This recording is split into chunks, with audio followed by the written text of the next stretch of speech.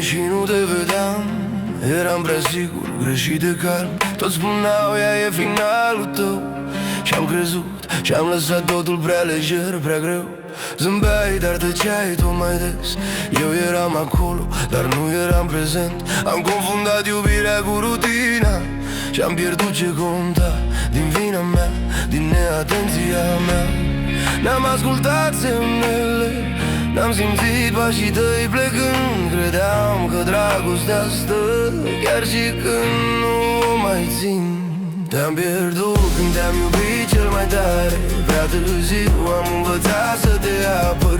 Ai plecat pe drumul altui vis, iar eu am rămas blocat, indecis și doare. Când nu mai e drum înapoi, te-am pierdut pe veci, dar trăiești încă în noi.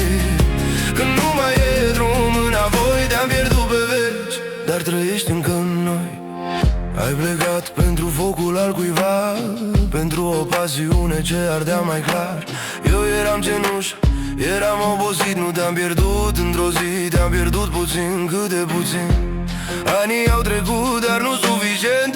Lipsa ta mușcă constant violent. Am iubit după tine, dar n-a fost real. Doar umbre care semănau prea banal.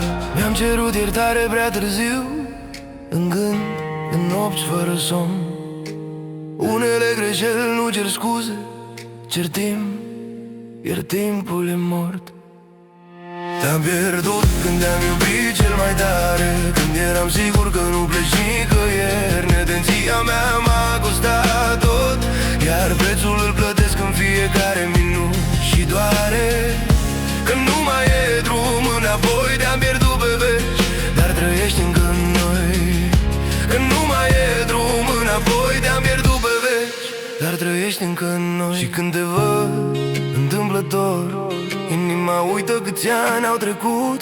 Pulsul explodează, mă trădează, de parcă n-ai plecat niciodată, de parcă încă te-am pierdut. Oh, te-am pierdut și nu te mai caut, dar trăiesc cu ecoul tău în mine. Unele iubiri nu se termină, doar învață să doară mai fin, mai adânc și rămân.